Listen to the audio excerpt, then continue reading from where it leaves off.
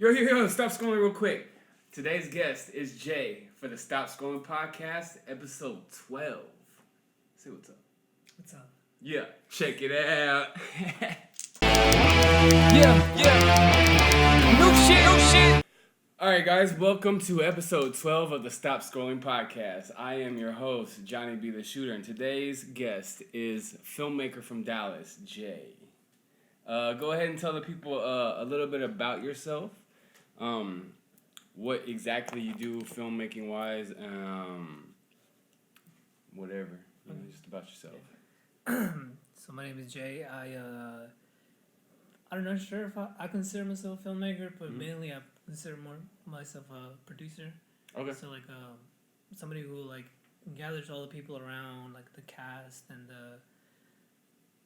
the stunts and all the people together and like plans out the shoot, and then we make the whole thing. So it is partly it is filmmaking, but also part of it is just like somebody who's like in charge of the whole production stuff. So that's being I initially went to acting school, but then I kind of like realized I didn't really like being in front of the camera too much. So that kind of pushed me to film work, right? Mm-hmm. And one aspect that I hated doing was what you're doing, is producer part. Because that, like, to me, that was just so difficult to coordinate so many people. So that's a huge undertaking in itself. And like I keep up with your feed and stuff and what you're doing, and you're always the one also with the camera.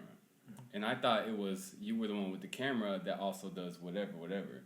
But to hear that you're doing, like, you consider yourself more of a producer than a filmmaker, kind of like changes what I was going to talk to you about. Because initially it was just going to be mostly about filmmaking stuff, right? Mm-hmm.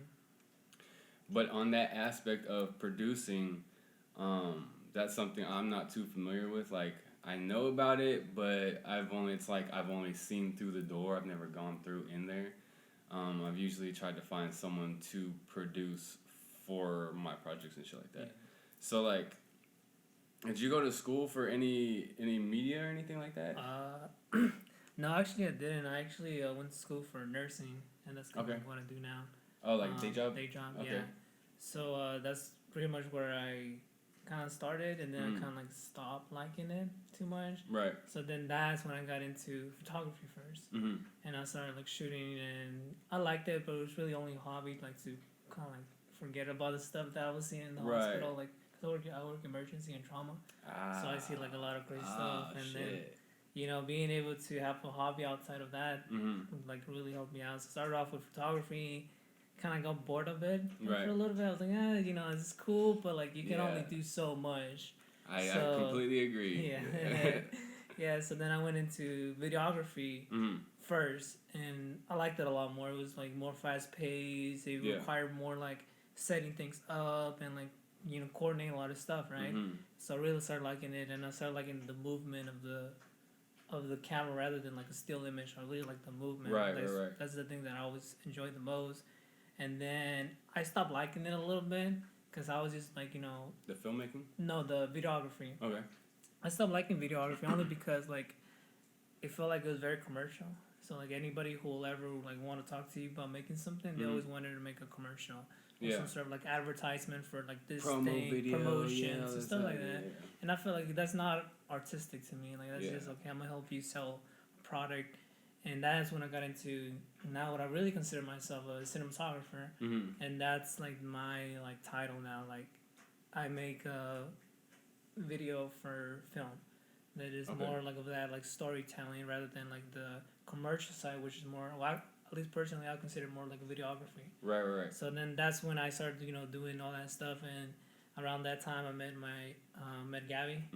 And from there, she was like, "Oh, like, do you want to do this?" And I was like, "Yeah." She was the only one who really, like, in Dallas at that time, wanted to make that type of work. Yeah. Like more of the storytelling and like has meaning rather than like the promotion and stuff like that. See, I never like when I type in videography or videographer, it's not a word, in the autocorrect or whatever. So I was like, what is this like? because I can never figure out like the label of someone that does video. Because a lot of people say filmmaker. I've heard cinematographer. I've heard videographer, but I've never really took the time to figure out or distinguish between either of them. So for me to hear you say about the cinematography being the storytelling, it does make sense.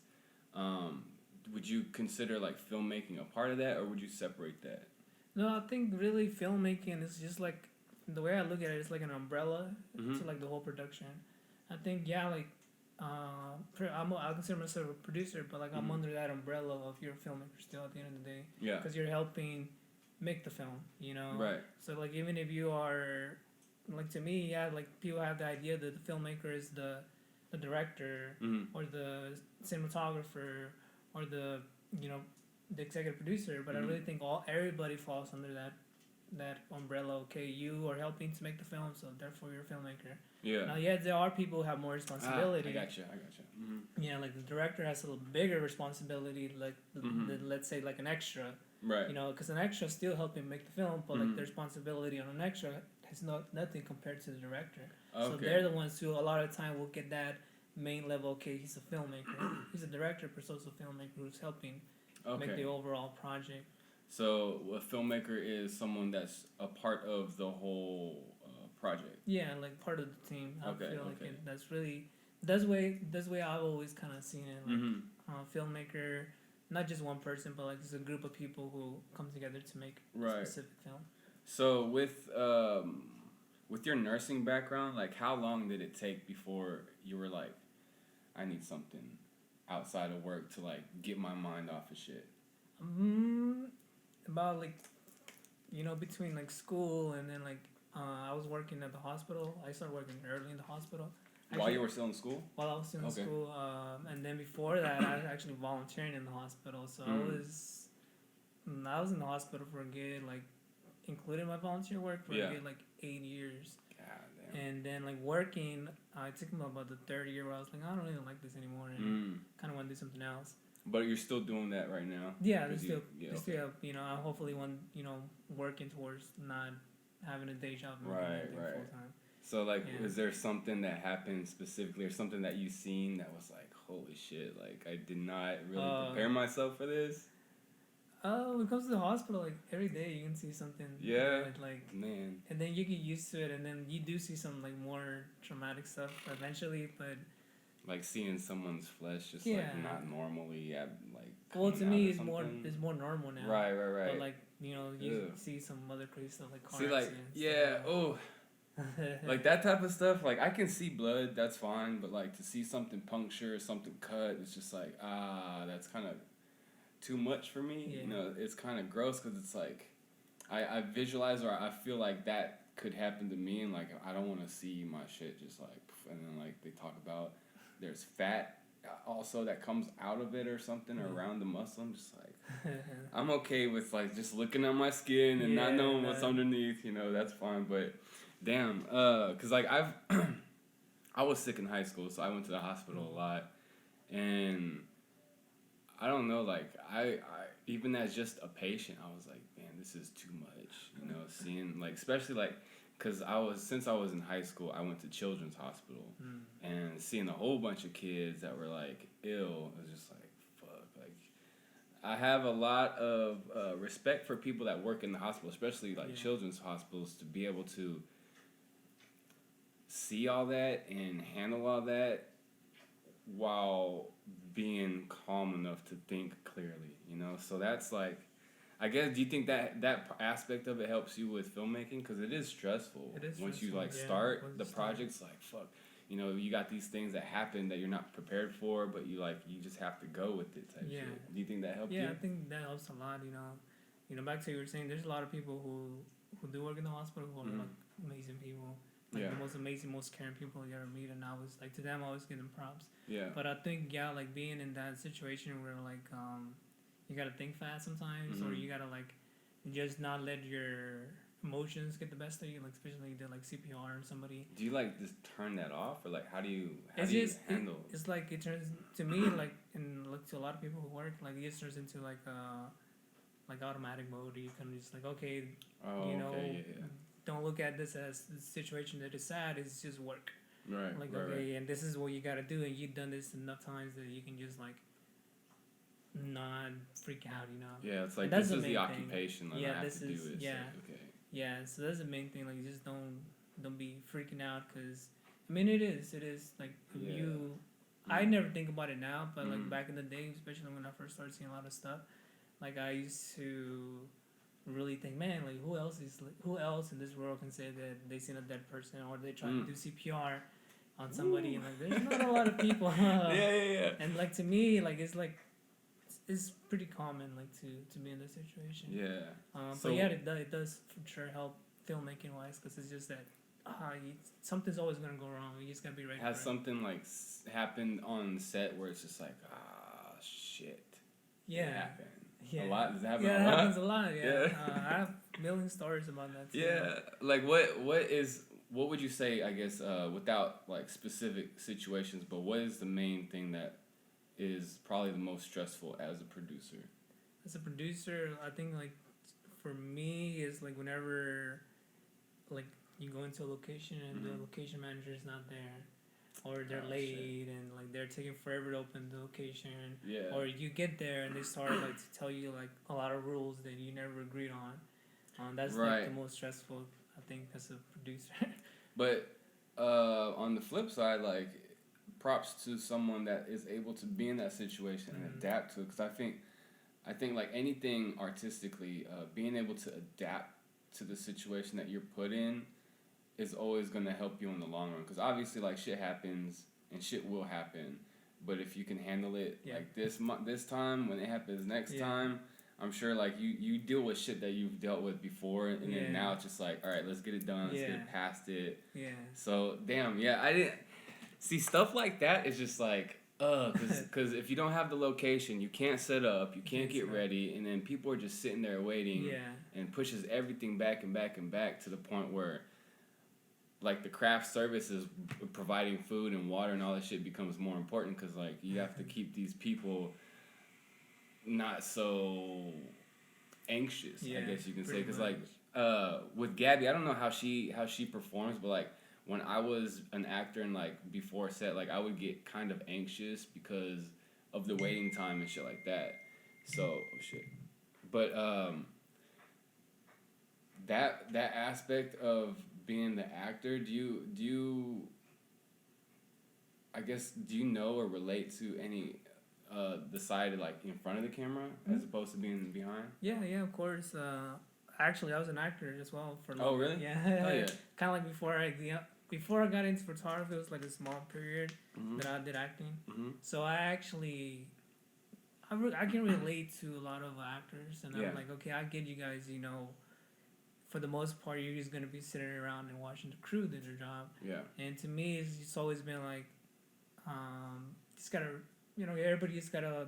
You gotta know what you're going into on a set, and if you're an actor, then you're gonna like expect to be waiting a little bit. Yeah. And then like being on the other side, like on the producer side, and even on the crew side, I realized, man, like where the crew is working their hardest to get the whole thing set, while you guys are just sitting and waiting. Right. So like appreciate that. Right. Because the crew is like busting their butts, like moving lights, and they're heavy and burning, and like they're just, while you guys are just sitting. And there's all this readjustment and all that type of shit too. Yeah, and all the things that are very important. So when I was an actor, I would also get frustrated. I'm like, oh, why are we just sitting here? Wait, can the call time be at the exact same time before I go into my first shot? Yeah. But now, like, I realized, man, like I appreciate now, like, that I was just they just had me waiting, because that gave me an opportunity to really appreciate the crew. Like, man, the crew, they work hard. Do you feel like a lot of actors, maybe not particularly the ones that you've worked with, but like a lot of actors don't really know what they're getting into as far as like production? Because I feel like a lot of people, they start on stage. Yeah. So like the stage never goes anywhere, and it's always set up by the time they show up. But like when you get into filming and stuff, it's like, especially on location, there's a lot of setting up time, testing lights and angles and shit like that. Do do you work with like people that don't understand that, or like are the people already at the point where they kind of understand? And when do you think like an actor really figures that out? I think that I work with people who really are kind of new to the whole process, Mm-hmm. and it's very. You can always tell when they're new. Right. You know, you can like off the bat, like they're anxious, they're like, not sure what they're doing, they're not really comfortable. Mm-hmm. But I've also worked with people who are very professional. Right. And like, to be honestly, like, it's just a mixture of things, honestly. Here in Dallas, we work with a lot of very professional actors, but then we also work with a lot of like brand new actors. Yeah. And then I go to like California to LA. For the most part, like the majority of the actors there are going to be professional. Because most of them go and really that's what they're trying to do. Yeah. Well, here in Dallas, people are juggling like their acting careers with their regular jobs, with like their home life and school, and like it's not 100%, but in LA, like it's almost like for the majority of the part, like all the actors they know exactly what's going on. Yeah. They're always like offering to help. They're always offering to like just to do whatever they can to help the process. Right. And not just that, like we actually had a shoot about like 3 weeks ago. And one thing that I noticed about those actors and the stunt people we were working with is how punctual they are too. Was this here in Dallas? No, that was in LA. In LA? Okay. Yeah, so they were like very punctual, and like we had days where we had like 3 different locations in one day, which is so stressful. Yeah. Because we gotta go from one location, build up, and then especially you being out of town. Like, being out of town, yeah, exactly. And then like so we gotta build the set, break the set, next location, build the set, break the set, and the actors have to just go around, their whole day is pretty much dedicated to just the shoot. Yeah. And it's so amazing how like those actors and stunt people, they came to every single location the exact same day early and on time always. Ready to go. Like ready to go, and they never complain. They were always just high energy people, and I'm like, that's to me is like what a professional is. Like you may know you may not know a lot about things that are going in the background or like in the producer side, but just that you're there, you're giving your best on your side, and I think that's really what distinguishes like a professional actor compared to somebody who's kind of new. Sometimes they don't want to be there anymore. They get tired. They get frustrated. Right. And then the professional ones that are just ready to go 100%. Do you feel because you had mentioned like most people in LA, they're like on the acting tip, like they're all professional. They know what they're going. For the most part. Yeah, for the most part. Do you feel like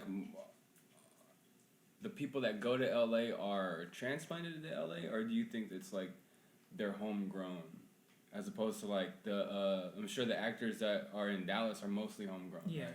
So is it different in LA? Are they all from all over? Or? Everybody, like it's very rare actually. You go to LA that you meet an actor or anybody in the industry that's actually born and raised in LA. They're all like Oklahoma. Some people from Texas. A lot of them from Arizona, since they're so close to California. Right. So a lot of the actors and some people are from Arizona. Yeah. And then some from Colorado. Like those 2 states seem to be like bringing Colorado and Arizona. Colorado and Arizona are like a lot of actors and stunt people from those 2 states. Do a lot of people come to Dallas as well?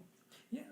I think especially a lot of people who want to like do like a middle transition before going into LA. Let's say like I'm an actor and I live in Oklahoma, and Oklahoma has probably very little work. Right. So, but you don't want to move to LA off the bat because then you're gonna be against a lot of competition.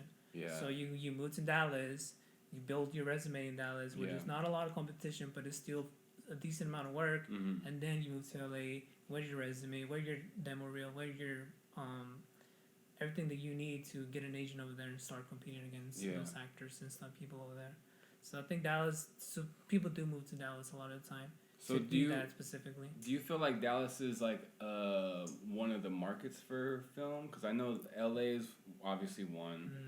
And I think Atlanta is and New Orleans. New Orleans. Oh shit, I didn't know that. Yeah. Is that's because of like taxes and stuff, right? Because I remember when I was an actor, it was like 2011 or 12, and I heard like they were having like 3 or 4 shows come to Dallas to film because of tax incentives or some shit, and then all of a sudden like everything just went away. Yeah. Do you know anything about that? Like why that happened? So yeah, it is just tax incentives for most of the time.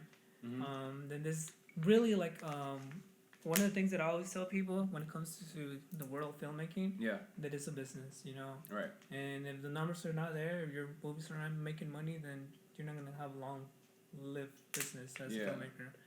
So being in Dallas, do you feel like someone can become big, or are they pretty much required to go to one of those other markets? It really depends. I think if somebody wants to stay in Dallas and become big, that they can do it. It's gonna take a lot of work. It's gonna take a lot of like effort on your own part. It's gonna take a lot of your own money. Right. And that's the problem. And then that's when we start thinking, okay, it's gonna take a lot of my own money to make my own films. So, and I can't do that. You know, can you imagine like anybody who just has a regular job trying to make $1 million for one movie? That's on average the Hollywood film costs like $40 to $50 million to make. Right. And no regular person can do that. So you start questioning yourself, like, how do they do it? Like, how do these people make $1 million movies? Well, for the first step is tax incentives. So here in Texas, actually, we just got our tax incentives renewed, and they moved it up from like, I don't remember what the previous number was, but now it's like $25 million for motion pictures. So basically, whenever, let's say I'm a producer and I want to make a film in Dallas, Texas, then I'm going to go to the Dallas Film Commission and I'm going to sign a little paper that says, hey, because I'm bringing your people jobs, you know, I'm going to hire extras, they're from Dallas. I'm going to hire crew that's from Dallas. I'm going to hire like catering services for craft services that's from Dallas. Yeah. Then whatever money I used to pay them, you're going to pay me back. You know, because it's like I created jobs for your people, so therefore you need to give me that money back through the tax incentive program. So like off the bat, let's say you're a producer, then you have a $1 million budget, and like 40 for like, let's say you know, quarter of that budget is money that you're gonna use to give out jobs. Then you get the money back from the state of Texas. So what was the deciding factor for that incentive that was like, I don't know, 8 years ago to go away? Here in Texas, people are just think nobody's making movies here. So a lot of people, I remember one of our representatives was like, hey, like, nobody's making movies here. You can use that money and put it to like other stuff that might be more useful. And that's the question, like, like, are people really making movies in Dallas, or are they making movies that are good, or just in Texas in general? And a lot of people will say no, and if the things they are making, they're not good enough. Right. So they'll be like, you know, instead of putting that $25 million for tax incentives for films, you know, let's use that money elsewhere, like to build new roads, to build new buildings and stuff like that. That makes sense. So are they going back to like possibly doing films? And I think for sure. Like they increased the number here in Dallas. Now it's at 25 million, I think. Now the real, like, you know, you asked earlier, like, so why is it that LA gets more jobs? Why is it that Atlanta or New Orleans are getting more jobs than Dallas? Because LA has like about a 1.2 billion tax incentive for compared to our 25 million. Compared to our 25 million, yeah. Wow. Like I said, an average Hollywood film shoots at 40 million to 50 million. Yeah. And like let's say a big old Hollywood film were to be made here in Dallas, like they you know, their budget is bigger than the incentives we give out to them. Right. So to them, it's just not worth it. I'd rather go shoot in LA. Yeah. And get a lot of that money back, or go to Atlanta, who also has really good tax incentives. Right. Or go to New Orleans. And then so that's the logic behind it. Like why you should move to LA if you're a filmmaker or producer, director, because they have more tax incentives. And then not just that, like, look at it a little bit further. Like here in Dallas, I believe we only have like 3 major production companies. Which are like CineState. They make a lot of they make Hollywood films. Are they based in Dallas? Based in Dallas, you know, they make decent films, very good films. They also have Robert Rodriguez has a production company here in Dallas. Oh really? Yeah, he has studios in Austin. Yeah, I've heard that. And he has his he has his own network actually, like his own like TV, like cable TV channel. Hmm.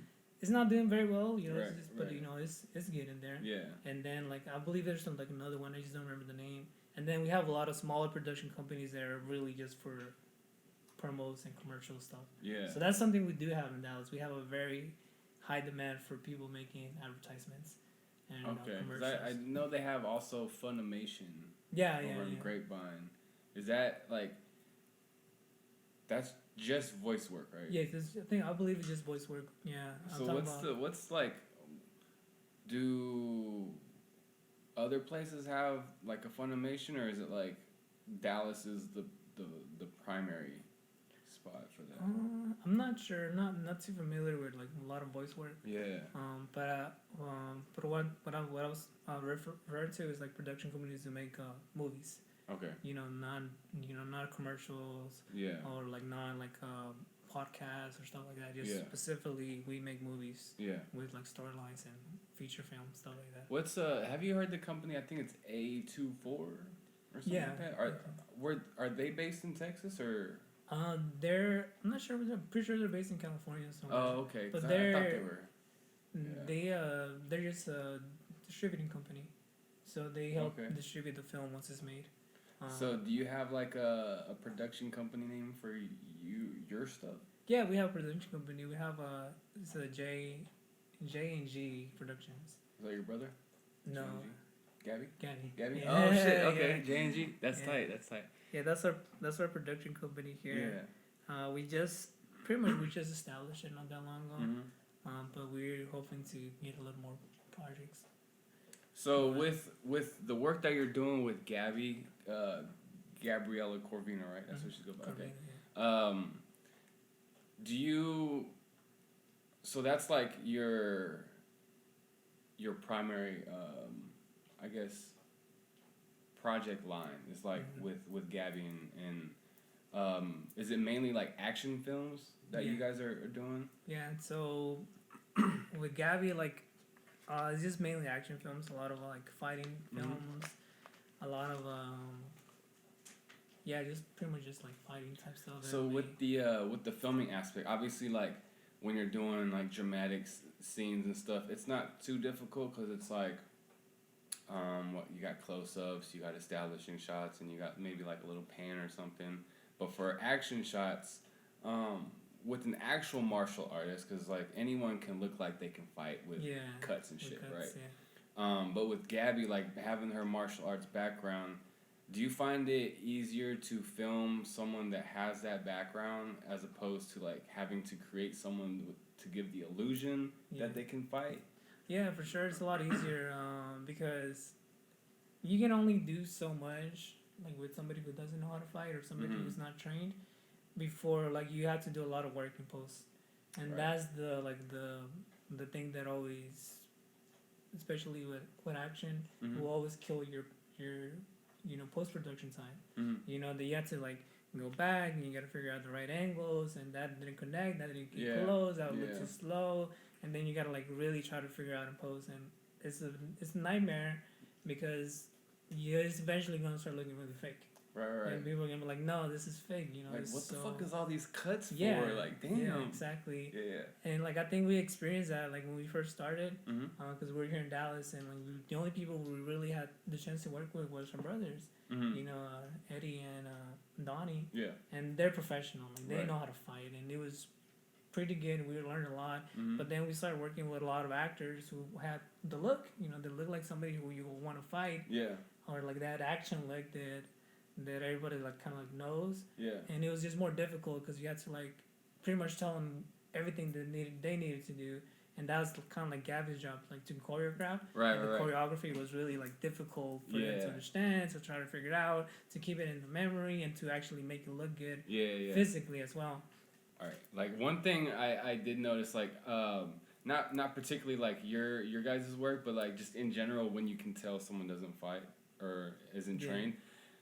Like, it sounds so simple, but like they don't know how to throw a punch. Like, it's just like, it's like no, you don't just like extend your arm. Like you actually punch type shit. Yeah. But like going back to working with Eddie and Donnie, which have pretty much no film background. Yeah, And they're strictly like primarily the martial artists. Yeah. Was it difficult on that aspect from getting a martial artist to turn them into an actor per se? I think it was difficult, but we never noticed. Like, How do you mean? It's weird because like we didn't notice how different like a martial artist was from like a trained stunt person or actor until we started working with stunt people, and that's when we were like, whoa, this is very different, you know. So what were the main differences? The main difference is like when we work, well, with Donnie and Edward, like they're good, like they understand everything. You know, they don't really understand a lot of like the camera sometimes. Well, Donnie's really good. Actually, Donnie understands a lot of it too. He's pretty quick. Yeah, he knows how to like understand where the camera is and stuff like that. And then like with other people, like it was just more difficult. Like it's just that training to understand. Okay, if the camera's here, then this punch might connect and stuff like that. And that's even for me and for Gabby, we had to learn that as well. Right. As we went, because we started off like not knowing anything. Right. So that's what we all kind of learned. Me, Gabby, and Edward, we all kind of started to learn, and finally we got our groove where like we both were in the same level. Okay, Edward knew exactly where the camera was, and he knew how to throw the punch so that it would connect in the camera. Yeah. And then Gabby like just knew exactly because she's an actress and a martial artist. She's so the she one just kind of picked like it up with the vision of whatever project, right? Okay. Yeah, so she picked it up immediately, and she started choreographing a lot faster. And then like fast forward when we started going to LA to work with a lot of the stunt people, like it was just like mind blowing how they, you know, how we thought we were good, and then they were just ages ahead of us. Did they give you like any inputs or advice and stuff? Yeah, they did. Like all of them, like a lot of the guys we work with, like they're just amazing. Like they know how to choreograph so fast. They know how to like throw their bodies. They know exactly where the camera's at. So like for me, like it makes it so much easier to just go in there and be like, "Hey guys, you guys ready?" And they just do their thing. And to me, I'm just like holding the camera, and it's fun. It's more fun because I don't really have to worry about you know, now they gotta do it, gotta tell them how to do it. And stuff like that. Yeah. But with like professional stuntmen, like they're just incredible. Like most amazing people I ever worked with. You had mentioned what is it? Throwing yourself. That's like simulating you getting hit, right? Good. Like I guess explaining that factor to an actor, is it difficult to get them to really like dedicate, or what's the word, like not dedicate, but like actually do the fall, right? Oh, committed. Commit, yeah. Is it hard to get them to commit to the action of like getting hit or falling and shit? It is. Like somebody who's not experienced, it's just that mental block. Right. That they don't know exactly how to do it without getting hurt. Yeah. And that's like dangerous on our part and on their part as well. So we always like not try. You know, if we're working with somebody who's not that experienced, we got to keep that in mind. Yeah. But like the people who are experienced, like it's insane. Like they'll throw themselves like 10 times in a row. Like that and, like, that guy so Jordan something from LA that you guys work with. Yeah, Jordan Kubo. Yeah, because I seen him. He can take a hit and he makes it look really dope. But do you, like with the non-actor or the non-stunt people, do you find yourself doing techniques to kind of like cushion their inability to commit, like not like camera angles like a little bit higher so you don't see them fall? Yeah, or like pretty whatnot? much. Yeah. So with so a lot of times when you have non-trained, you really have to like work with the camera. One thing that I noticed is like working with like Jordan or Kubo or like any other stunt people in LA, I can go really wide. Right. And stay wide and do long wide shots because they know how to do it. Yeah. And they pick up the choreography so well and so fast, and they know how to move the camera as well. But when you're working with somebody who's not as trained, then that wide shot is never gonna happen. Right. You have to really kind of like punch from the medium to like really close up, medium closer, and that's how you start getting like a lot of cuts, and it starts looking very strange sometimes. So you mentioned the choreography aspect of being a stunt person. So everything that you see on camera, is all of that predetermined, every action, or like I guess probably can't improv a fight scene too well, right? No, it's pretty difficult to improv a fight scene. Because like especially like with the camera angle, you got to get specific actions, right? So obviously it's probably Gabby that choreographs and stuff. Does she practice with someone, or like does she have in her head like what is the fight scenes are based off of like a story, right? Yeah, for the most part, right? So a lot of the action scenes, are they like, how do you know how she comes up with it? Like, do you have any input in that as well, as far as like filming, or do you just like go around her idea of like, all right, that's what we're doing, let me figure out how I would film that? Pretty much like that. Okay. So she choreographs everything, and then like I'll see it like one time. Like so basically how it works. So we'll get to set before we do a fight scene. We'll do like a 2-hour rehearsal. Okay. So we rehearse everything, and then she kind of like gets together with all the stunt people and all the like. Really, we work very different from like a lot of companies, because a lot of companies will do like 4 days of rehearsal, take like a 2-day break, and then shoot the film, shoot the actual. Do you know why it's like that? Just because they got more money and they so they have more time to pay the actors for rehearsal and stuff like that. We don't have that kind of money. Right. So we were like, okay, we're gonna rehearse for 2 hours, and as soon as we're done, we're gonna shoot the whole thing. Yeah. You know, rather than 4 days of rehearsals and then 3 days. So it's a much quicker pace. Yes, so it's much quicker. So the stunt people, they like it because that allows them to train. Right. So they're on set, but they're also training how to like think fast as a stunt person and how to like think fast, because a lot of them want to do like eventually get into coordinating fights, and that's something you gotta be fast on. Like, okay, I know exactly what to do because I've done it before. Right. So we do the 2 hours of the rehearsal. She gets familiar with her stuntman and woman, and then they rehearse it, and then we do one rehearsal on set, and that's when I see it, and I'll go with the camera, and we'll take it apart if we just see that it's not working with the camera. As far as like take it apart if it doesn't work in one shot? Yeah, if it doesn't work in one shot. And then that's when we start reconstructing. Sometimes we have to change a certain move on set because like, oh, it didn't make sense. Like now it doesn't make sense. Like the movement is not flowing right. So we'll make some small changes. But for the most part, we already have a predetermined like choreography. Yeah. And then we just shoot it, and I see it, and like Gabby wants it this way, and then just trying to deliver it. So do you with choreographed fight scenes? Do you guys usually get it in one take, or how do you guys film it? Like you said, if you can't get it in one shot, you break it down into multiples. Do you find that one shots are more successful, or less? I guess gathering less takes. Yeah. As opposed to like if you were to break it down, we'll count like one take per fight scene counts as like one take per full shot. Like which would you prefer, and the other one, what is like the most difficult aspect of that? I think for me personally, I like more of the medium wide, kind of like I'm not sure. Probably like at like in the 20 range for like focal point. Okay. So like that 20 something. It's kind of a weird, kind of like very wide, but not too wide, but kind of like waist level to have. Yeah, waist. Okay. Yeah, kind of like that.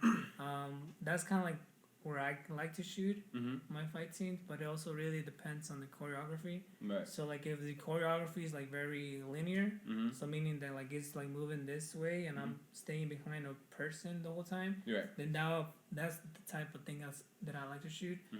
But sometimes if the choreography like doesn't move linear, like it's moving like everywhere like this, like the fighters are not just moving in straight line, they're moving like sporadically, then that becomes a whole lot more difficult for me to stay very wide, because the stunt people or the fighters are gonna eventually they're gonna switch sides, and then like that right hook that would have hit on that linear like wide is no longer gonna hit. Right.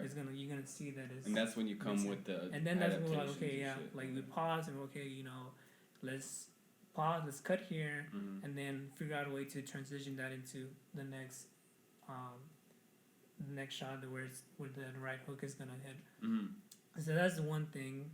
I think for me the most difficult thing about I guess in general you're shooting fight scenes is it's also physically demanding for the for the cameraman. For the cinematographer. A lot of people don't think about a lot how of people don't think because we shoot sometimes on the like a C300 or C100 and those are like pretty small heavy. But they're pretty bulky, and then we're shooting on the what's it called the Canons, like the big lenses. Sometimes we even shoot it on the cinema lenses, and those are like chunky, like they're probably the size of this rock right here. And they're as heavy. And like being handheld, sometimes you're just like moving so much that by the end of the shoot your whole back is hurting. I'm like familiar with holding the camera and shit for a long time. And like for me it's very strange because like we could use like a DJI Ronin, like one of those big gimbal stabilizers, but I just don't like it. Like so what do you use? I just go handheld a lot of the time. Handheld? Yeah, and then I see you have that shoulder. Sometimes I use sometimes I use the shoulder rig. Yeah, but it really depends on the camera that I'm working on. So, what is your primary? What's your equipment? Like, what's your primary equipment? My primary equipment for shooting is the C100 on that 14 to 35, I think. Okay. So that big white lens, and then sometimes we'll get the more like I think 24 to like 135, I think. Okay. And that is like the more like very common Canon lens. Sometimes I use that one. I have a photography. I have the 80D. I would want to go to like a 5D or like even the 1D, but it's just really I just don't like the fact that the what's it called, the monitor doesn't flip. I know. Yeah, that's why I got this one, because it's like the 7D Mark II, which is what I had, but it's a lighter package and I can flip screen and it has the Wi-Fi and shit. Yes. But the reason why, like for me, the reason I kind of downgraded was because the weight, like you said, like even if you're not filming and you're having to carry that shit, like on all day thing, it gets like for me, my shoulders started to hurt and. That made my back hurt, it makes my knees hurt, my feet hurt. I'm like, I didn't even do anything but carry this shit, but I'm tired. Yeah. You know, but so like when you're filming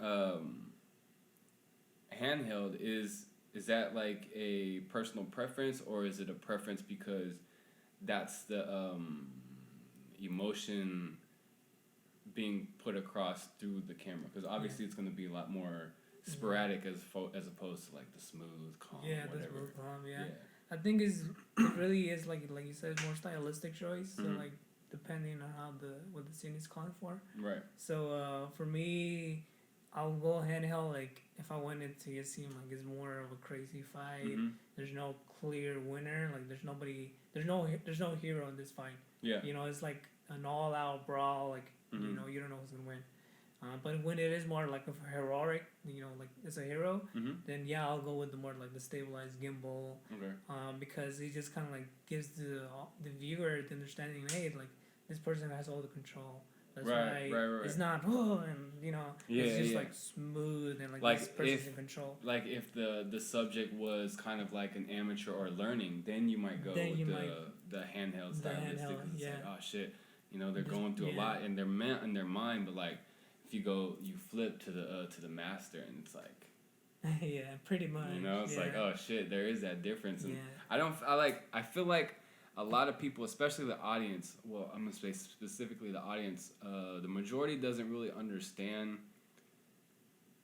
the stylistic choices of the camera guy when they're watching it. Like they just take what's being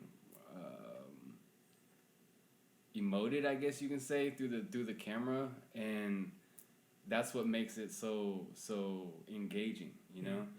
And to be able to hear it from the perspective of someone that's in the production of it, I think hopefully like that'll give the audience more of an appreciation of, oh shit, this was done for a certain reason, and this, oh shit, now I know why it's all like sporadic, and now I know why it's all smooth. Yeah. You know, and I feel like with you, with all the action work that you're doing, that's definitely gonna like elevate you so far above like normal filmmakers and stuff, or normal cinematographers, because I feel like a lot of people aren't doing a lot of action. No. You know, it's all like just the normal, what anyone can do, just sit there on a tripod or film, real easy, real calm and smooth, and it's like those are a dime a dozen type cinematographers. But once you get to like that, like for me, it's kind of intimidating to do an action scene because I've never really done one, and there's so many different ways to do it. Like if you watch a lot of different action stuff, like they got the Tony Jaa, Jackie Chan, and then Michael Jai White. Like the Tony Jaa one, I remember, I think it was Ong Bak. You seen Ong Bak? I think I have, yes. They had like, I think it was that one, or it was The Protector, where they had one shot continuously. All up that thing. I was like, bro, that is intense and insane. Like how everything just worked out so perfect, you know?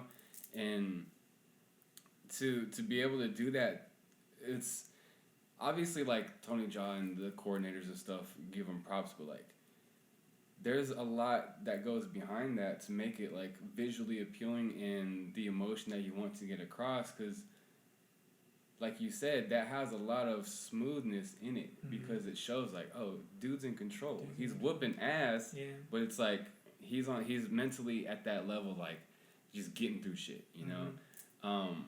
So that for me was really intriguing to watch, even when the dude falls over the edge, like the camera goes and follows him and then goes back type shit. I don't know if that's how exactly went, but I feel like there's that nowadays. I see a lot more action movies being elevated to the point it's above just storytelling. Like visual storytelling is kind of coming back. Like silent films was a lot of visual storytelling, you know, I feel like.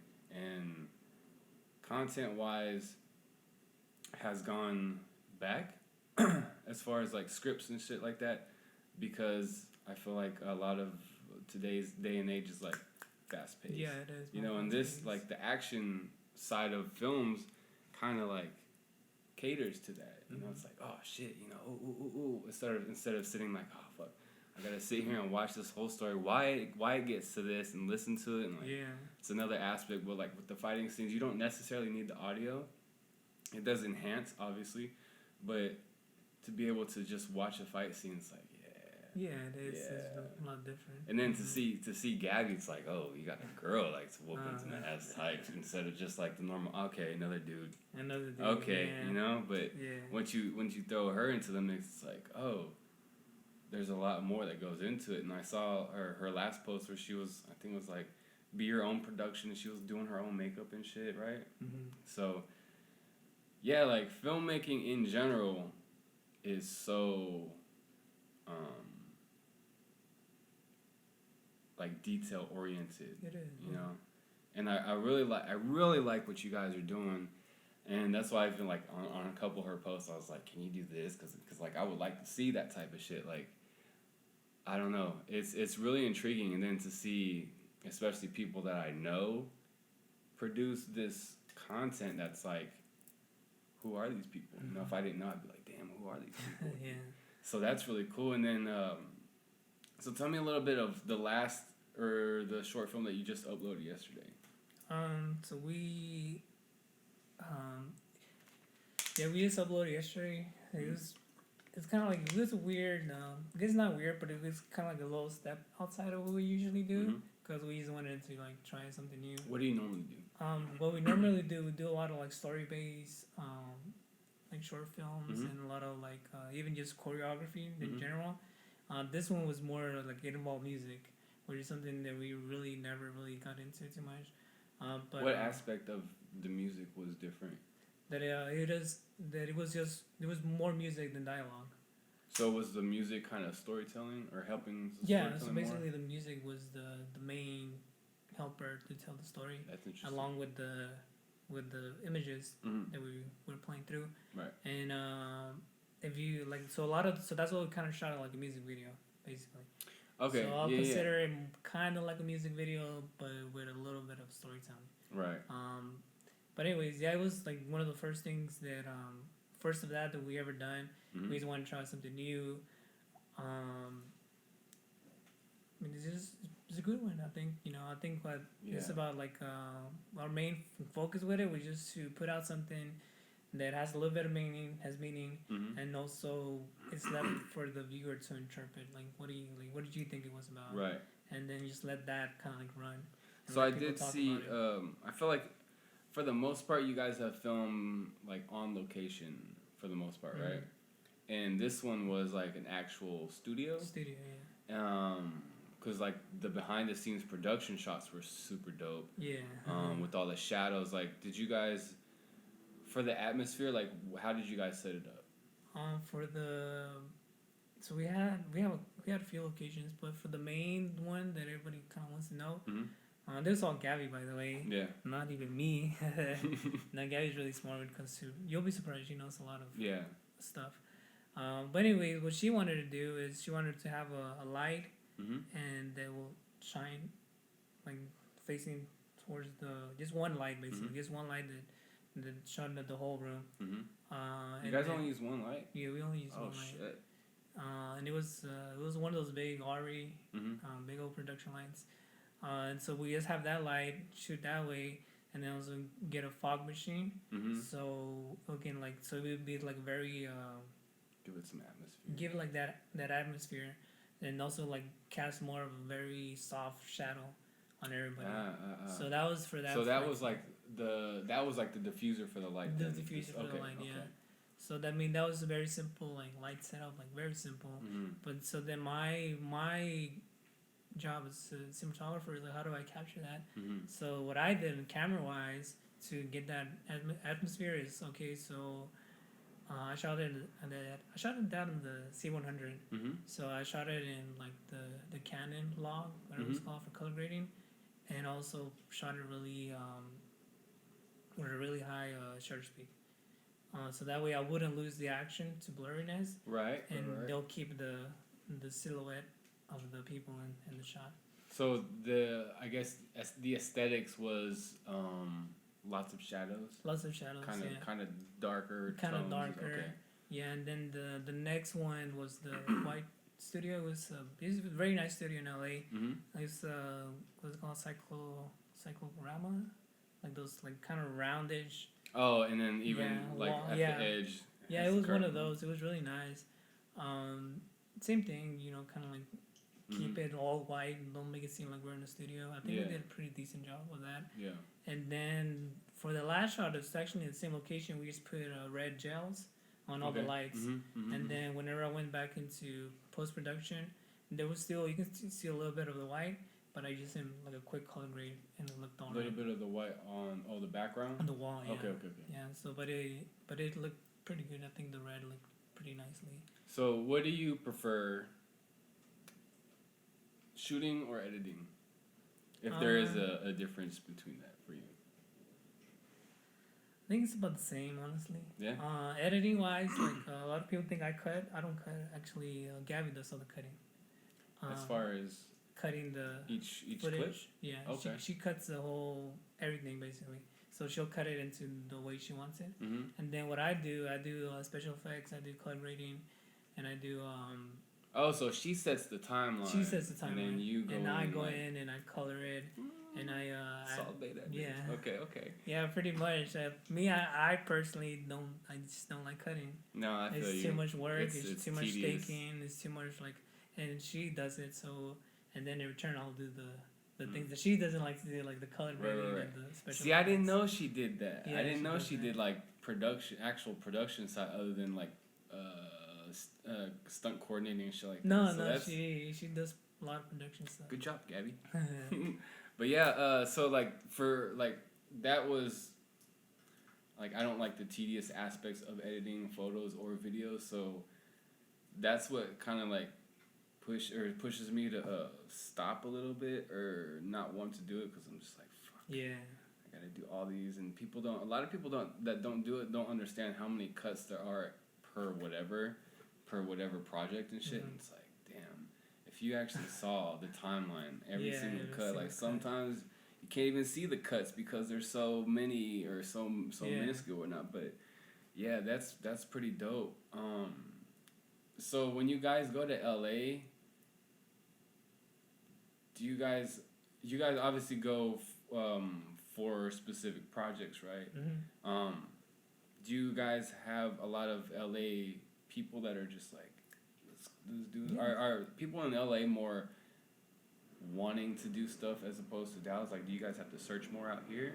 Yeah, and it's not, it's not that there's not a lot of talent here in Dallas. Mm-hmm. There's a lot of talent here in Dallas. It's just that, like I said, like people are juggling so many things. They're juggling their acting world. They're juggling their home life, their work life, and then a lot of people here now like to party a lot, so they like to party and stuff like that. So they're juggling a lot of stuff at once, and it's not about the actors. I think we can find decent amount of actors here now. Stunt people. That's like the thing that you come here. Like we always tell people, like there's not really a whole lot of stunt people in Dallas, and nobody believes that, but it's true. Like there's really a very minimal amount of stunt men and women here in Dallas who are like trained for cinema, trained for the movies, and now in LA, like they're everywhere. Like there's a very large community, and they all know each other. The thing. Oh really? Like all the stunt men and stunt women, they all kind of like know who is who. And, they have like a hierarchy as well. Like this stunt person, like the best stunt person. Oh shit. And like these people are trying to get to their level, and obviously nobody knows them because in Hollywood. Yeah. They're stunt doubles. Then people know the star, but they don't know the actual person who did all the throwing and like you guys did work with the Spider-Man guy, right? We met him. Yeah. Okay. But that's something that I like you said, the consumer doesn't even notice doesn't even realize that, oh, that's a stunt double. Yeah, and then, unless you've like been in the industry a little bit, it's like, oh wait, the back of hit. Like I was just before you came, I was watching Rush Hour 1. Yeah.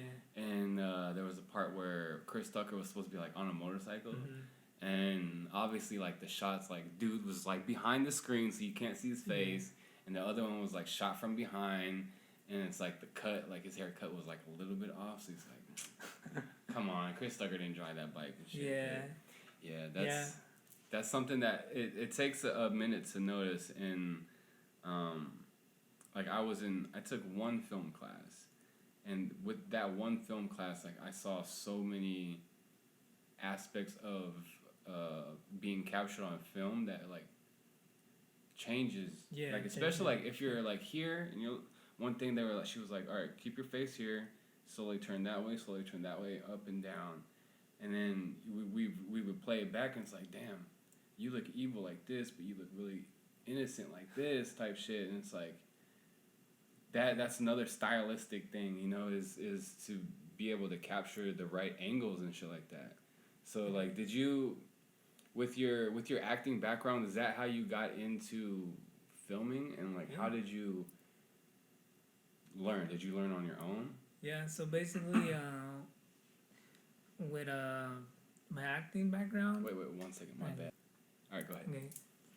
So basically, with my acting background, I think I've always wanted to do like filmmaking stuff, but I never really had the good knowledge or even know how to start. Right. So when I was an actor, I'll always get booked for like commercials and stuff like that, and I'll always go, and this never really attracted me too much until they had a show called Queen of the South here in Dallas, and that's when I started seeing that side of actual production.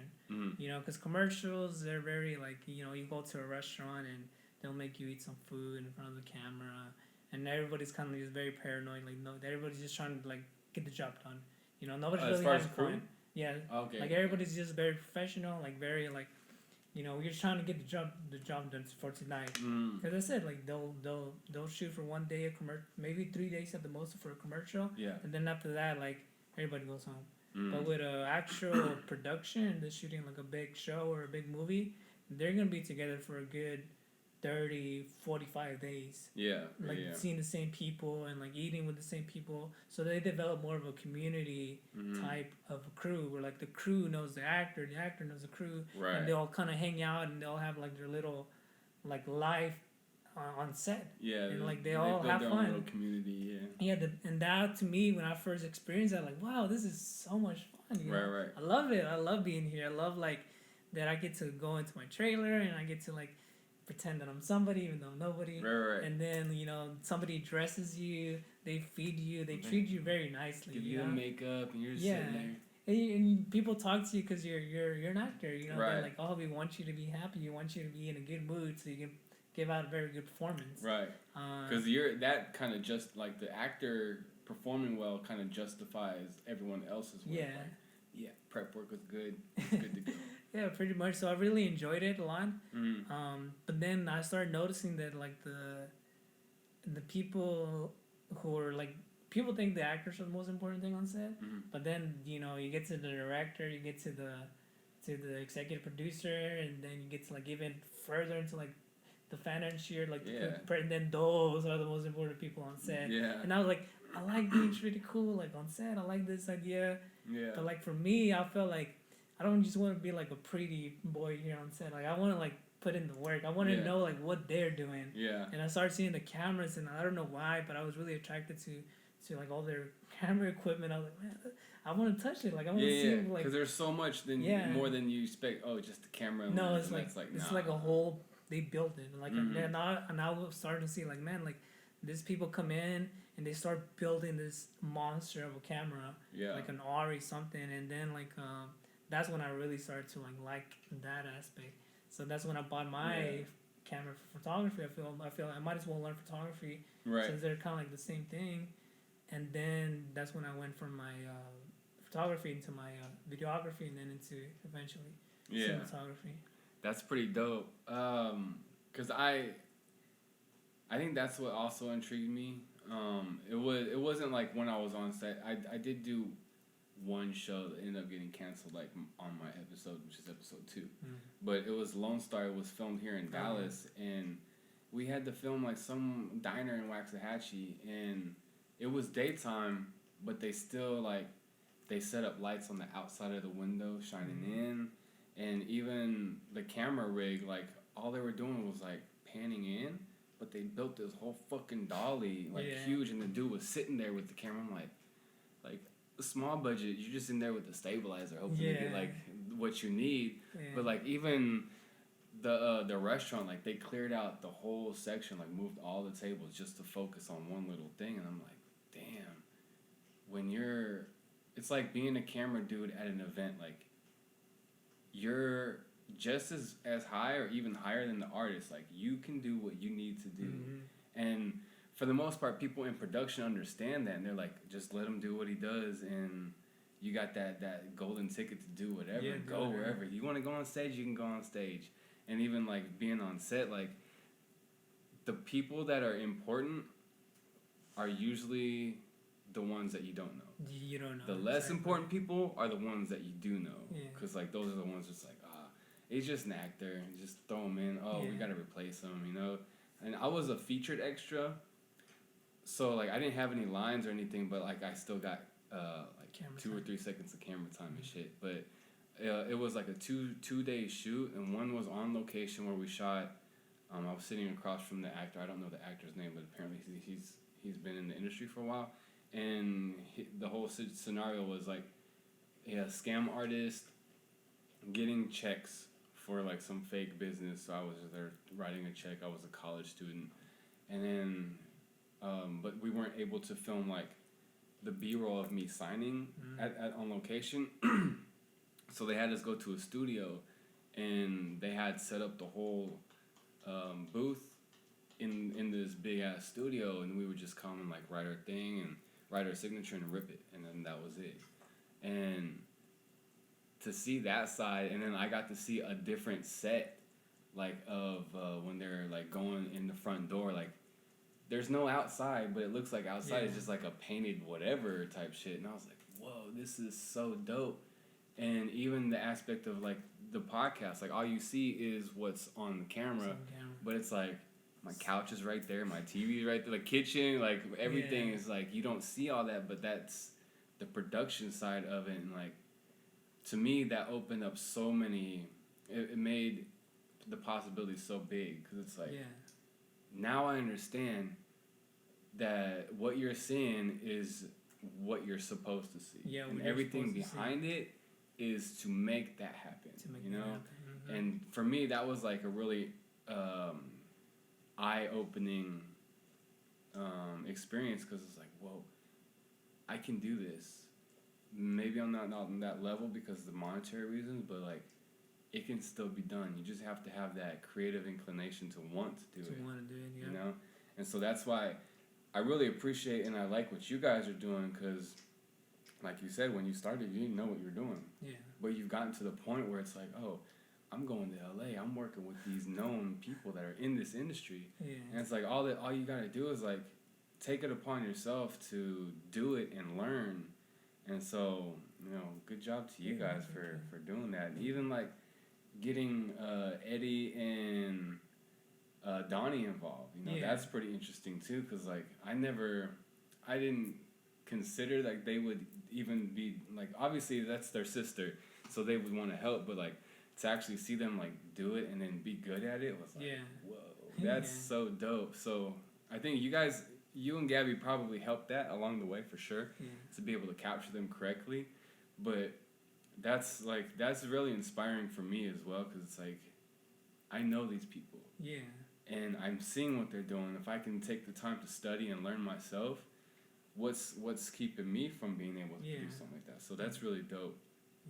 But so how do you see, like, do you guys see your future continue to be like creating short films to maybe like a feature length? And as far as like your production company, where do you see that going?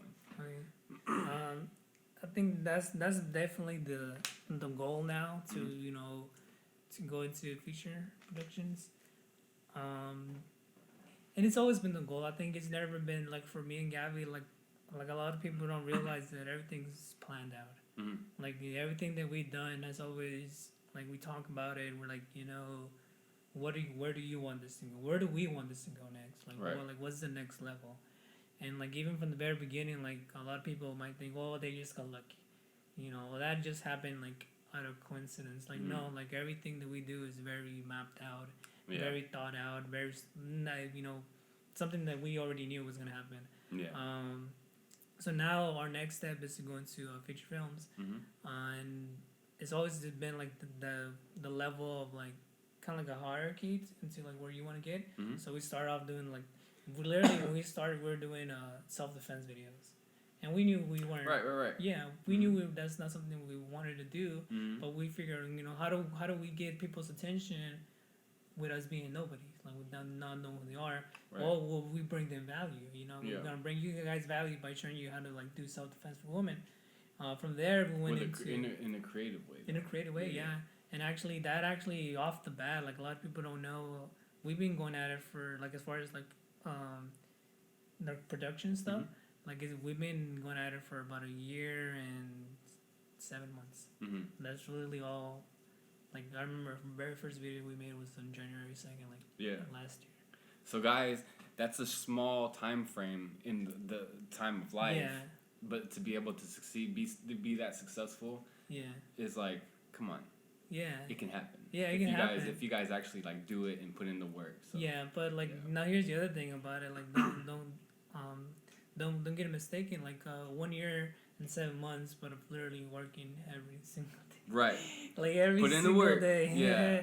Yeah. So it wasn't like, oh, we did something and then we kind of took a break and we came back. Like, no, it was just like nonstop. Till we got to this point where like we started doing self-defense videos, and like one of the things that like gave us the idea, like, whoa, we can actually do something. We got featured on the news like 3 different times. Right. Like in all languages. And then like so that's kind of like what kept us going at the beginning. Like, okay, at least people are interested enough to like feature it on the news, right? Right. So then we went from that and we started doing little fight scenes, and our Gabby's fan base started to grow. Mm-hmm. And that shit picked up fast, yeah. And again, like all of that, like when it started to grow, like we knew exactly what we were doing. Right. That was making it grow. Yeah. And like we had planned it out. So like, okay, that's working. That marketing plan is working. Mm-hmm. It kept going, and then we started doing like, we started learning a lot about production because we didn't know. Like Gabby had taken classes before, but me, like I just know about like science and stuff like that. Right. That's my main thing, and like I didn't know. So you got to learn through experience instead of like sitting down and like researching and shit. So that's cool. I like that type of learning. Yeah. Mm-hmm. And a lot of like YouTube and a lot of like that way that we learn nowadays. YouTube is a university in itself. I've learned a ton of shit on YouTube. Yeah, a ton of stuff I learned on YouTube, and then like just again through experience, and then like finally made our first like legit short film. We started making a lot of stuff. We've made pretty sure like in that 1 year and 7 months we made like 300 different videos, like insane. And some of them they never made it because they just sucked. So you still have some stuff in the vault. We have a lot of stuff in the vault. It's just like, okay, we made it, but then we saw it and we're like, I think we should. What aspects of those projects were kind of like keeping you on the fence about them or putting them in the vault? A lot of it was just like technical stuff, like camera technical stuff. Like, it was too dark. Like we were using a very cheap camera back then. Okay. So like we had a lot of issues with like that kind of stuff. Yeah. Or it just didn't look the way we imagined it would look. So do you guys, like what frame rates and stuff do you usually guys film in? I go very like traditional. I usually shoot in 24 or 24, like 24 point something. Do you ever do like slow mo shots or anything? Slow mos are more difficult because for me, like even like at a 60 frames per second, it's not good enough. Even at 120, it's not good enough. So like for me, if I wanted to shoot something slow motion, I'll have to go at least at 240. Yeah. And then the camera that can do that are usually like the Reds or like the Aries, and those are expensive too. Yeah, to rent out. But that's why we kind of been avoiding it. But I think as we continue, like we're gonna start using the Red more. And start doing that kind of production where like it looks good, Are you gonna be renting those cameras? Or are you gonna? We rent most of our equipment. Yeah, like we can't afford it. Yeah, because that's one thing that I like. I'm able to invest in what I have, but as far as like renting and stuff, like that's just another expense that I'm trying to avoid. Yeah. And it is kind of intimidating because like those are expensive cameras, and you kind of have to have some type of technical knowledge to know it. But like for me, even though I've been doing film stuff for a while, like I've never really like focused on it to the point where I'm comfortable knowing each setting at each aspect at a certain time, So for the most part, like I'm either shooting events or like music videos or some shit like that, which I primarily do at 60 just so I can get a little bit of slow-mo. But everything I'm watching is like 24 frames, gives you that cinematic look, and I'm like, damn. 24 is intimidating to me because I don't know it yet as well as the 60. So like there's different aspects. Like obviously you want the shutter speed like double the what is it, the frame rate. Oh, frame rate. Yeah. So like for any beginners and stuff out there, when you're shooting at 60 frames, you want the aperture, right? Aperture double. Yeah, you want the aperture to be double, so it's 1/120. And right now I'm at 24 frames, so I'm doing 1/50. And that's, what is that specifically for, like? This is just a very, honestly, like, you don't really have to follow those rules, but it's really up to, like, it's a very standard thing to do, because if you shoot in at 24 frames per second and you're shooting, like, very low on your, what's it called? I think your aperture. Everything starts to look blurry. Like even like if you move, like you're gonna start getting like the little delay. Right. So you gotta go up a little bit higher so that things don't look too blurry. Yeah. But if you go really high, then things look very, very sharp.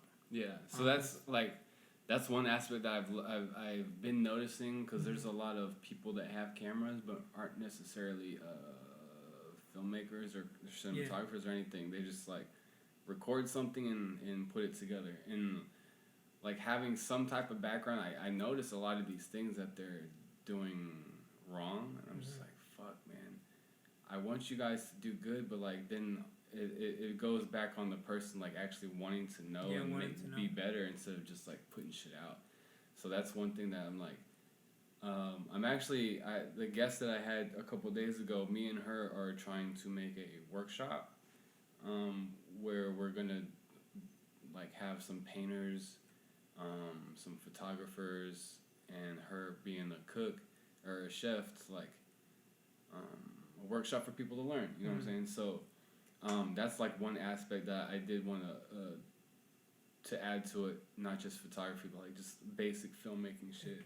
You know, because like with photography, you know, like the holy trinity of aperture, ISO, and shutter speed. You know, but I feel like a lot of that, unless you've been to school and you want to learn, you're not gonna really know about that. You know, so I really like that you've learned that on your own, because a lot of people, like I said, just want to do stuff because they can, because it's affordable. Like they can anyone get a camera nowadays. Everyone can do whatever, but you're not really gonna stick to it unless you have that passion.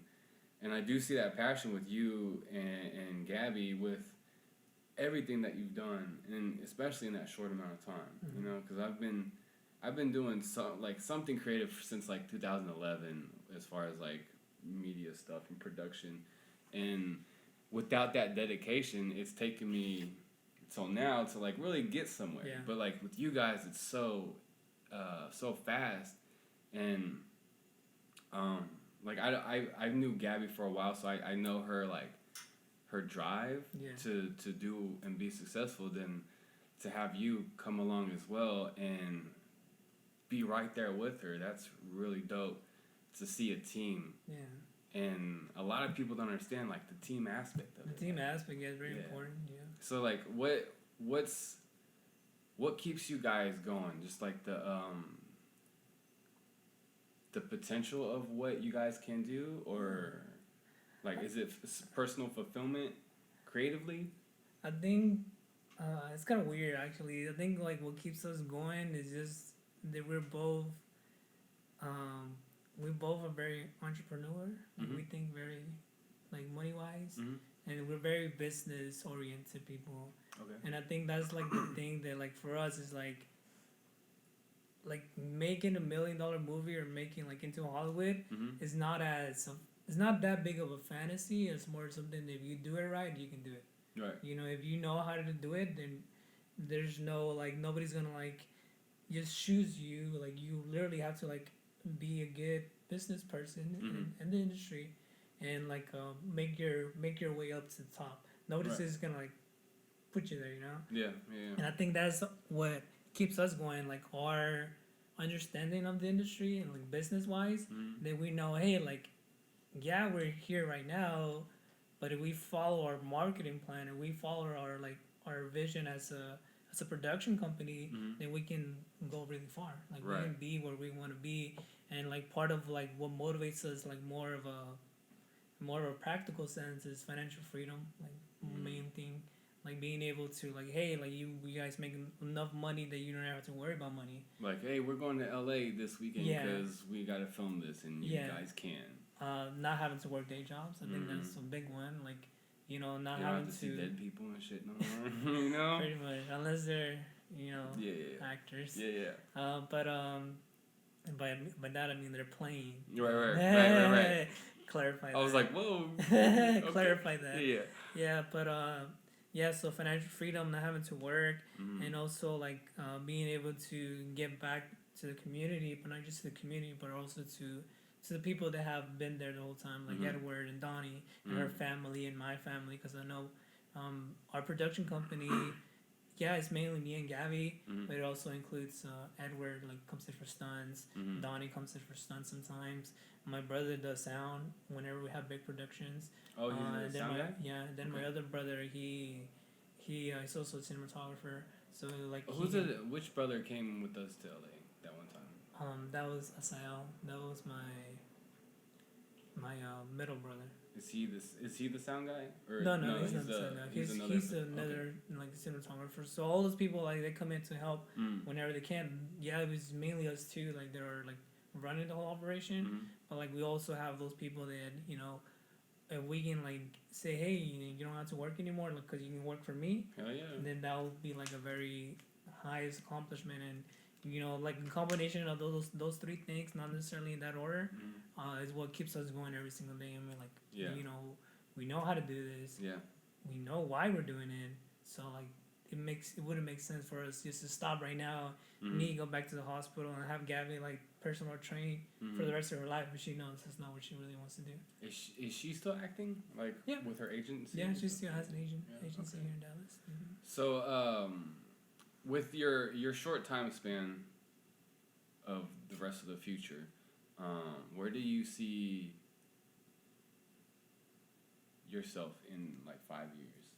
In 5 years, like honestly, kind of like based on like what we talked about, for sure, idealistic, like in a very ideal world, we would have moved to LA already and be living in LA and made a good amount of money and coming back to Dallas. Yeah. So like 5 years from now, like we would have been living in LA for 5 years, and now I was coming back to Dallas to enjoy the money. But I know, like in a more practical sense, we're probably gonna be there a while. So in 5 years, I see hopefully our production company being legit, fully established. We have a studio and we have a place where we can edit. Is it going to be based in Dallas or based in LA for now? It won't be like permanent. I think eventually, I would like to have some studios here in Dallas as well. But based in just temporarily at those studios in LA where we're making our films. Make at least 2 films a year, basically. Okay. And the films take a long time to make, but if we can at least make 2 films a year, but also continue to somehow make smaller productions, to like for YouTube, then I think we'll be very well off financially because we'll be making money off of YouTube, we'll be making money off our films, and then we will be making money off like merchandise and like merchandise for the films, and then just have that steady like income coming in from different sources. So I think that in 5 years, just to have that multiple sources of income would be the most best thing for us. That's dope. Well, I think that's super dope that you guys, well, you especially like have that idea of I want to be back here in 5 years after already doing a whole bunch of shit, So that's like, I feel like it'll be sooner than you expect just because you guys are doing a lot of work. And I don't know about you, but like for me, I don't really take the time too much to reflect on what I've been doing too much. But I will say that I've realized a lot of people pay attention to people that are constantly, consistently working. Yeah. And I can say for me, like I've been paying attention and watching you guys from the jump, and to see what it came from, like with the personal defense videos to you guys kind of going to LA a lot, like almost like a lot, you know what I'm saying?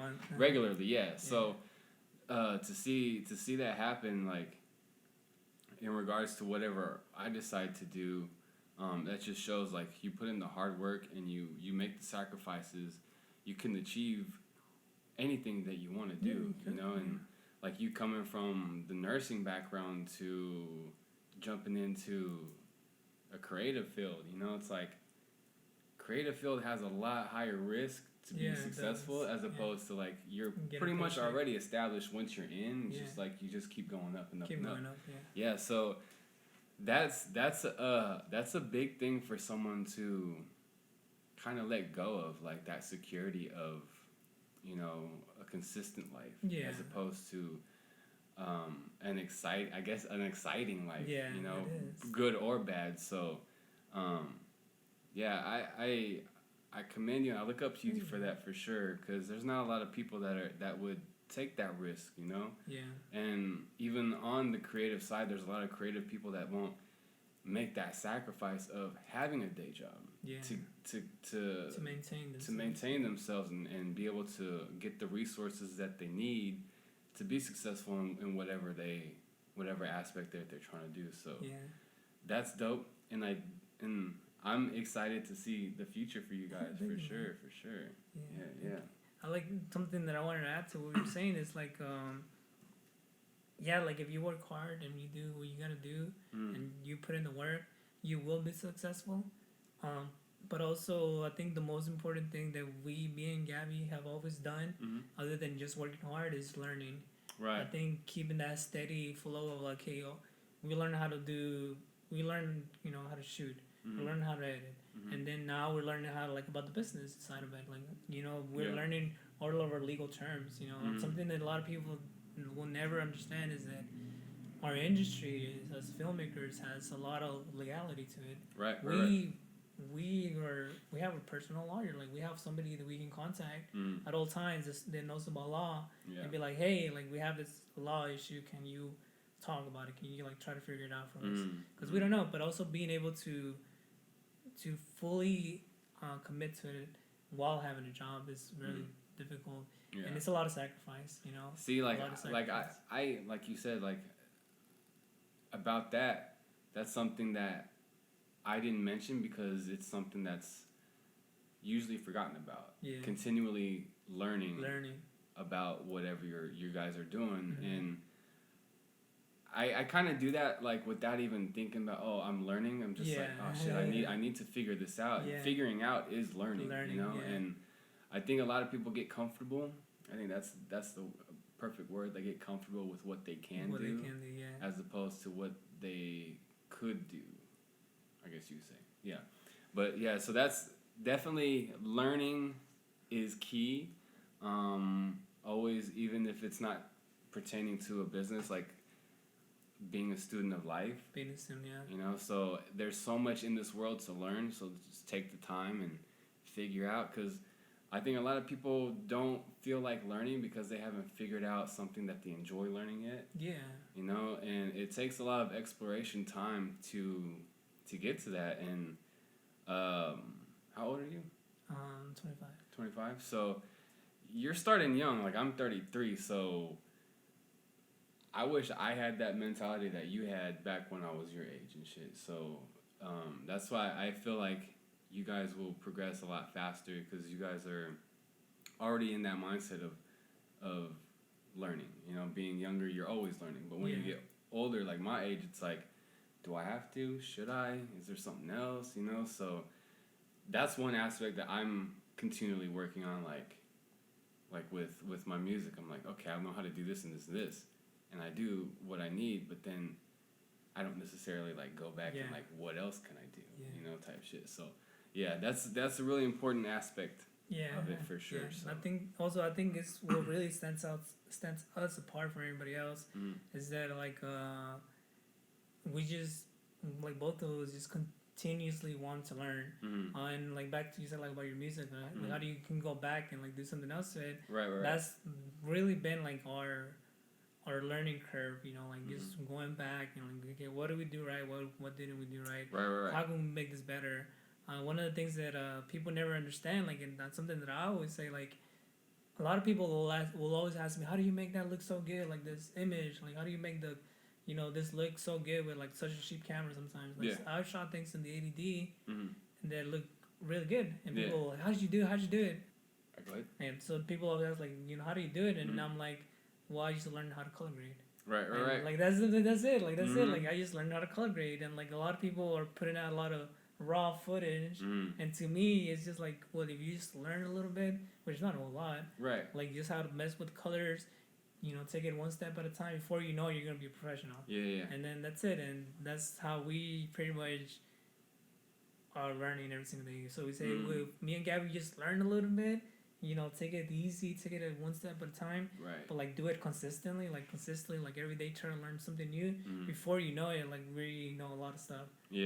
And but then never stop learning until continue to learn after you think you know everything. Because as soon as you think you know everything, that's when you get really humbled by life in general. Yeah. So that's one thing that I think is really important, is to be able to go back. Yeah, go back and check your shit and be like, that's where I messed up, because now you have the knowledge of it, as opposed to, I'm just gonna forget about it and just try to keep learning. But it's like, well, you don't have that foundation to learn off of, so go back and check why you're learning and what you're learning, type shit. But sometimes we always say, me and Gabby's like, you know what, we're so good because we think we suck. Right. Because we think we suck, we're always trying to like get better.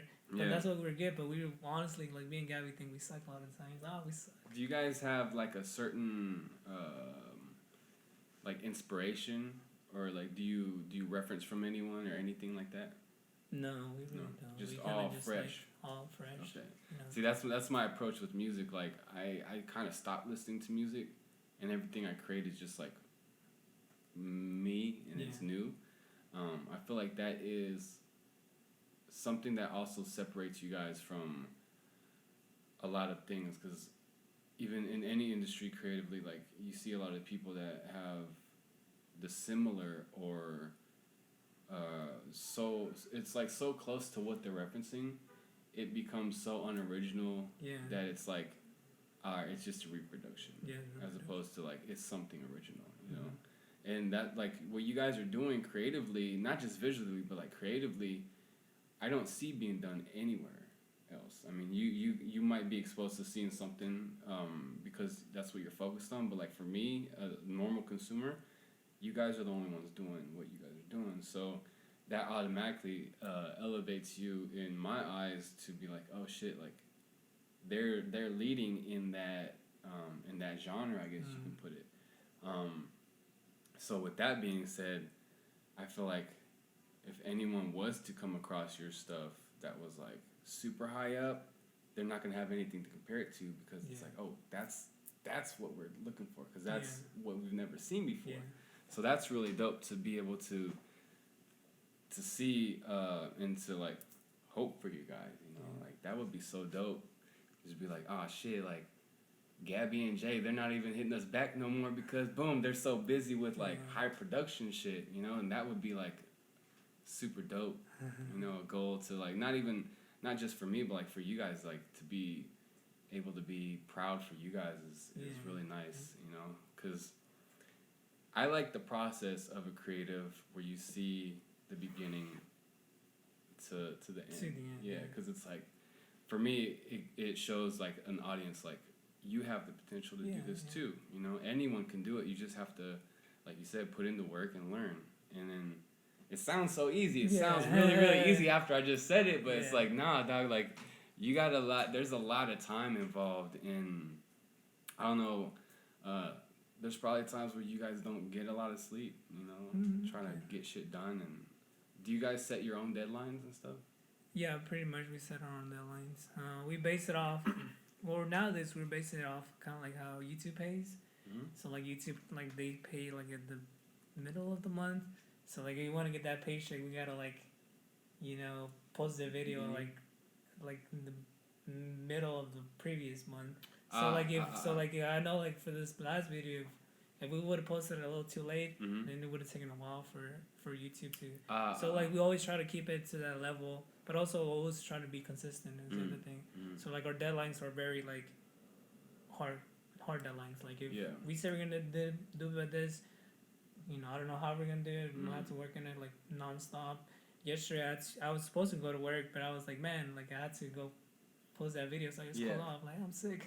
See, that's another thing, is to be able to call off from your day job to pursue your passion. Yeah, I think that's like, that's important. That's really important. I think also being able to get paid enough so that you can not be poor all the time, which we are. Like, at least I am almost poor. But that's only because I'm using the money that I used to use for, you know, to go out and party, to go out to like the Rangers game or to the Mavericks game.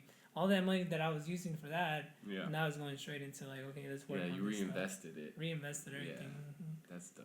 But that's usually how that works. Hell yeah. All right, well, went over an hour and a half, so I think we're good. How do you think the interview? How was your first? I guess I don't know if it's your first time, but like being in front of camera, and being interviewed and shit. It's good. Yeah. Yeah, it was good. Enjoy it. Cool. So that was. Do you want your name to be like just Jay? Jay. Jay? Yeah. You're just Jay? Okay. All right, so this has been podcast number 12 of the Stop Scrollin Podcast. I'm your host, JohnnyB, theShooter. Today's guest is